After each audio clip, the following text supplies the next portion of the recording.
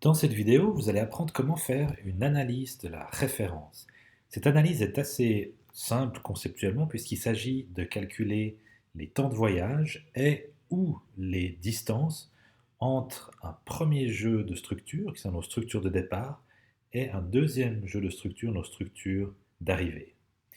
Et donc, les paramètres qui sont dans cette interface vont vous permettre de sélectionner ces différentes structures, de sélectionner bien sûr aussi le scénario de voyage et d'obtenir les résultats.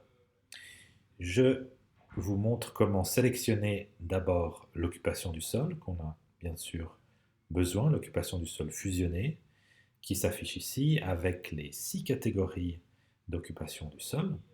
Comme nous avions fait auparavant une analyse de l'accessibilité et de la couverture géographique, nous avons déjà obtenu des scénarios, travaillé sur les scénarios, donc je vais en réutiliser un ici, que je rappelle.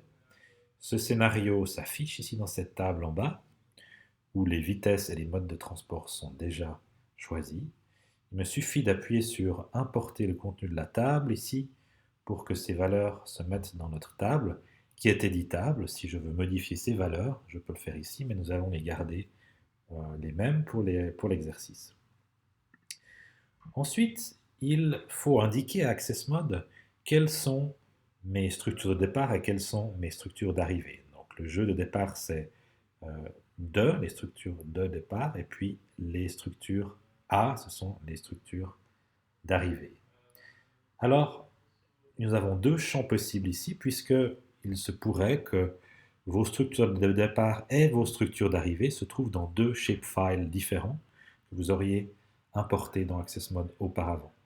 Dans le cas du tutoriel, toutes les données se trouvent dans le même shapefile, donc on va sélectionner simplement deux fois notre couche structure.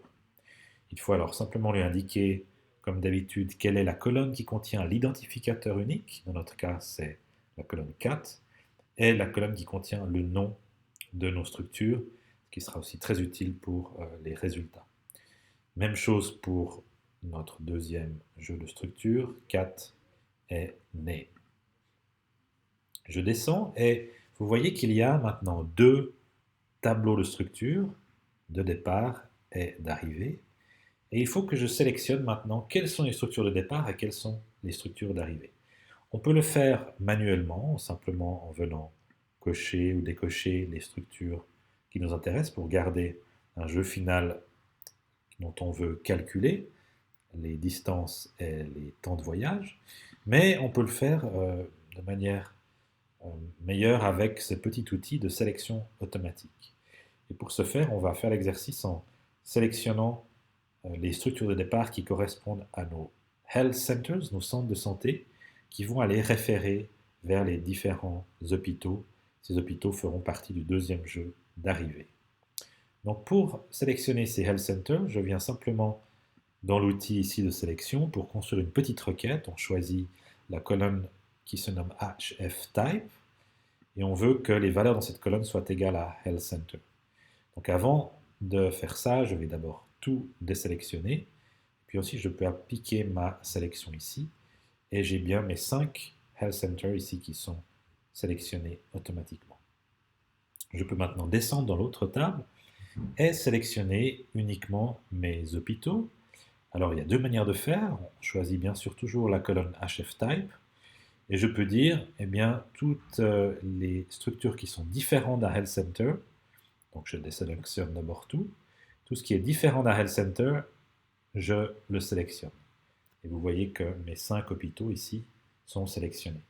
La deuxième façon de faire, si je désélectionne tout à nouveau, aurait été de faire cette requête en disant que mon type de structure doit être égal à Hospital Level 1, je sélectionne, ainsi qu'Hospital Level 2, je sélectionne à nouveau, et Hospital Level 3. Même résultat, vous voyez qu'on peut additionner les différentes sélections et les différentes désélections.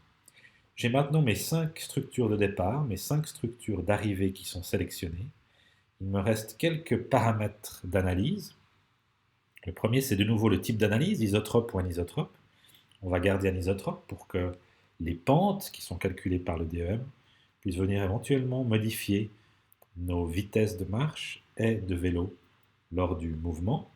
Mais vous remarquez qu'il n'y a pas, lorsque je choisis un isotrope, de choix de direction du mouvement, comme dans les autres analyses. Eh bien, c'est parce que dans une analyse de référencement, de référal, on connaît les structures de départ, on connaît les structures d'arrivée, donc la direction du mouvement est déjà est explicite, et donc il n'y a pas à indiquer si on va vers les structures ou si on retourne des structures. Je peux également, avec cette option, limiter l'analyse à la destination la plus proche en termes de temps.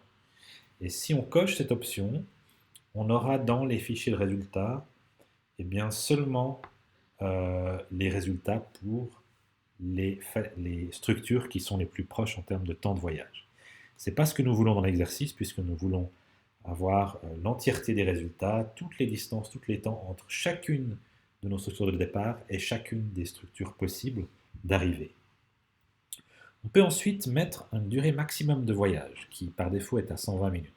Là, c'est très important de comprendre que si on met une durée maximum, tous les temps de référence qui sont plus grands que cette durée maximale, eh bien AccessMod ne va pas les calculer, ne va pas afficher les résultats dans la table. Donc ça peut être utile pour justement savoir quelle paire de structures ne satisfait pas à cette contrainte de temps maximum. Mais dans notre cas, on aimerait avoir tous les résultats, même si on met beaucoup de temps pour arriver à une certaine structure. Donc on va mettre 0 ici, qui, je le rappelle, est la façon d'indiquer à AccessMod que le temps, la durée maximum de voyage est illimitée. Et donc tous les temps de voyage seront calculés, quelle que soit leur grandeur. Il me reste à ajouter un nom pour les fichiers de sortie. Et je vais mettre référence full pour m'indiquer qu'il n'y a pas de temps maximum. Tout est OK. AccessMod me dit bien sûr qu'il y a un temps maximum illimité. Tout est vert et je peux donc lancer mon analyse de référence. C'est également une analyse itérative. Il va prendre chaque centre de départ et calculer le temps, les distances vers les groupes d'arrivée.